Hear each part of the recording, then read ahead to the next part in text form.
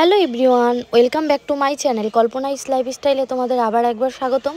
তোমরা সবাই কেমন আছো? আশা করি ভালো আছো, আর আমরাও খুব ভালো আছি। আর এই যে দেখো, আমার মাম্মাম সকাল সকাল রেডি হয়ে নিয়েছে। মাম্মাম যাবে হচ্ছে স্কুলে। তো মাম্মামের হচ্ছে মর্নিং স্কুল, ওই 7:30 থেকে হচ্ছে 11:30 অবধি। আর এই যে দেখো, মাম্মাম কত আনন্দ পাচ্ছে, কারণ হচ্ছে আমি মাম্মামের সঙ্গে যাচ্ছি বলে মাম্মাম বেশি খুশি হয়। আর যখন ওকে বলি যে একা স্কুলে পাঠানোর কথা, তাহলে ও আর কি কান্নাকাটি শুরু করে দেয়। আর এটা হচ্ছে ওর দাদু বাবা, মানে আমার ঠাকুর দাদা শ্বশুর। তো এই যে দাদু বাবার সঙ্গে ওর একদমই পটে না, দাদু বাবা যদি কিছু বলে ও রেগে যায়। তো ভাই যেন কি একটা বলছিল, তার জন্য হঠাৎ করে আর কি ও চলে এসছে। আর ওই যে দেখো, মাম্মামের স্কুলের আর কি গাড়ি চলে এসছে। যখনই আর কি মাম্মাম গাড়ি দেখতে পায়, তখনই আর কি বায়না শুরু করে দেয়, কান্নাকাটি শুরু করে দেয়। ও বলে যে মা, তুমি আমার সঙ্গে চলো, কারণ হচ্ছে ও ভীষণ ভয় পায়। সত্যি কথা বলতে, মধ্যপ্রদেশে যাওয়ার পর তো একাই ছিল, একা একাই রুমের মধ্যে ছিল 2 মাসের মতো। তার জন্য আর কি এখন ওর বড্ড অসুবিধা হয়ে যায়। আর যখন আর কি বলি যে আমি যাব, ও ভীষণ আনন্দ পায়। তো দেখো, এই যে খুব তাড়াহুড়ো করে রেডি হয়ে নিচ্ছে, উঠতে পারছে না গাড়িতে। তো আমি বললাম যে ব্যাগটা আমাকে দাও, তাও কিছুতেই দেবে না। ব্যাগ নিয়েই আর কি ও বসবে। কখনো ওর জিনিস ও আমাকে দিতে চায় না, নিজের কাজ নিজে করতেই ভালোবাসে। আর এটা হচ্ছে শিবরাত্রির দিন, সবাই মিলে আর কি পুজো করছিলাম আমাদের বাড়ির সামনে।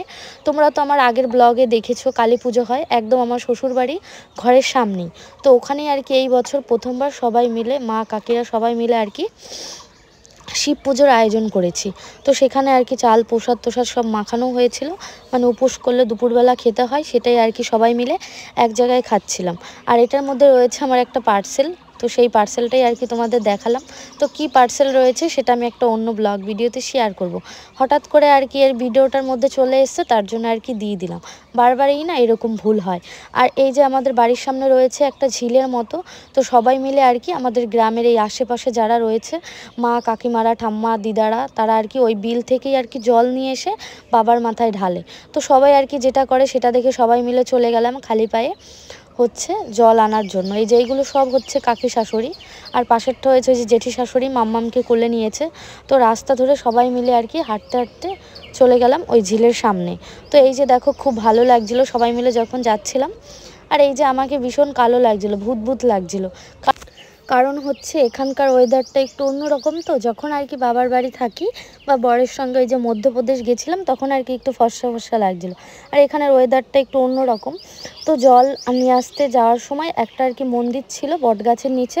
তো ওখানে দেখলাম যে অনেকেই আর কি জল ঢালছে, বেশ ভালো লাগছিলো। বিশ্বাস করো, এই ফার্স্ট টাইম শ্বশুর বাড়িতে থেকে আর কি বাবার মাথায় জল ঢাললাম।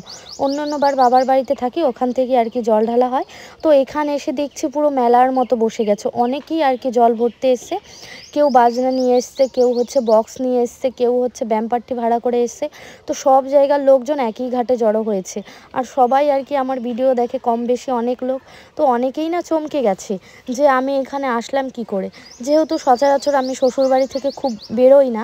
হাজব্যান্ড আসলেই আর কি বেরোই, নয়তো সবসময় রুমের ভেতরেই থাকি। তো এখানে আসার পর যখন অনেকে দেখছে, তো ভীষণ নিজের লজ্জা লাগছিল। সবাই আর কি বলছিল ওই দেখো ওই দেখো ওই বউটা ভিডিও কর, অনেকে বলছিল ওই দেখো ওই দিদিটা ভিডিও করছিল, অনেকে বলছিল চলো দেখা করে আসে, আর কি এরকম পাশ থেকে বলা বলি করছিল।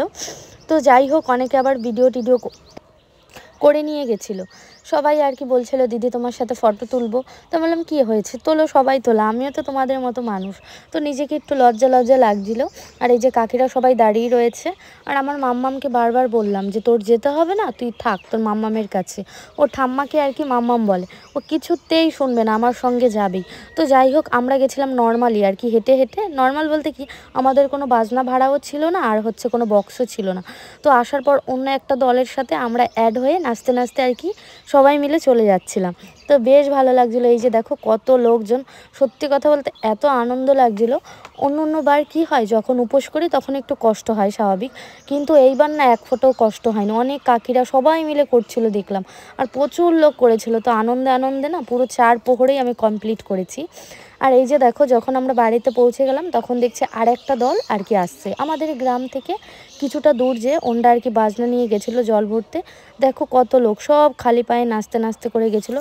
আর সব হচ্ছে সাদা লাল শাড়ি পরে আর কি গেছিলো, বেশ ভালো লাগছিলো। ভীষণ ভালো লাগছিলো। আর এই যে কাকি, এরা হচ্ছে আমাদের দলের। আমি বললাম যে ভালো কাজেই করেছি, ওদের সঙ্গে চলে এসেছি নাচতে নাচতে, সেরকম কোনো কষ্ট কিছুই হয়নি। আর এই যে শিব পুজোর জন্য এখন তোড়জোড় চলছে, ফল টল সব কিছু কাটাকুটি হচ্ছে। কাকিরাই আর কি কাটাকুটি করছিল, যেহেতু অনেক কাকিরা ছিল, আমি আর কি ভিডিও করছিলাম। এখানে সব এইগুলো রয়েছে কাকিরাই। আর এই যে দেখো কত প্রসাদ। এই যে আমাদের এই মন্দিরেই আর কি কালী পুজো হয় বাড়ির সামনে। তো এই মন্দিরটা বানিয়েছিল হচ্ছে আমার পিসি শাশুড়ি, কারণ হচ্ছে মানসী পুজো ছিল আমার দেওরের জন্য, তার জন্যই আর কি বানানো হয়েছে। তো বেশ ভালো লাগছিলো সত্যি কথা বলতে। বাড়ির সামনে একটা মা তারার মন্দির থাকলে আলাদা রকমই মানে মনে হয়, মনটা শান্তি মনে হয়। ঘুম থেকে যখন উঠি তখনই দেখি মানে ঠাকুর মন্দিরটা প্রণাম করে সব জায়গায় যেতে পারে, খুব ভালো লাগে। আর এই যে এখানে হচ্ছে মানে পুজোর আর কি ফুলের মালা গাঁথা হচ্ছে, ধুতরা ফুল, তারপরে হয়েছে আকন্দ ফুল, সেই সবের আর কি মালা গাঁথছিলাম। আর পাশ থেকে আমার যা বলছে এখানেও ভিডিও করতে হবে, তো সেই নিয়ে আর কি আমি হাসাহাসি করছিলাম।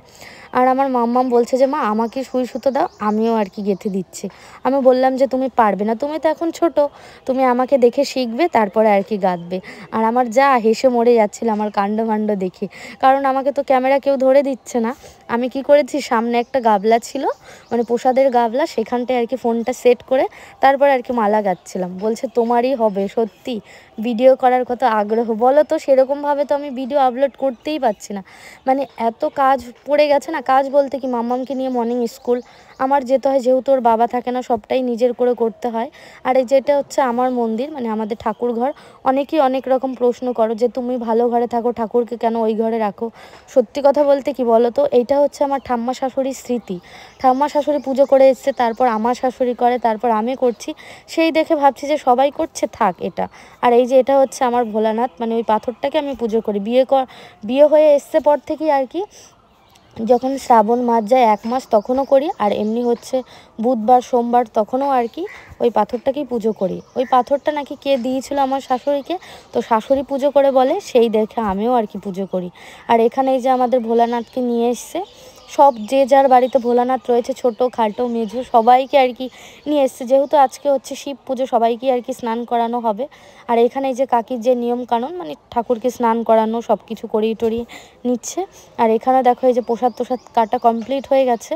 সেরকমভাবে বেশি প্রসাদ কাটা হয়নি, বললো যে অনেক প্রসাদ কাটলে নাকি নষ্ট হয়ে যাবে, যেহেতু ভোরবেলা পুজো করা কমপ্লিট হবে, তার জন্য কিছু কিছু প্রসাদ কাটা হয়েছে, আর কিছু কিছু হয়নি।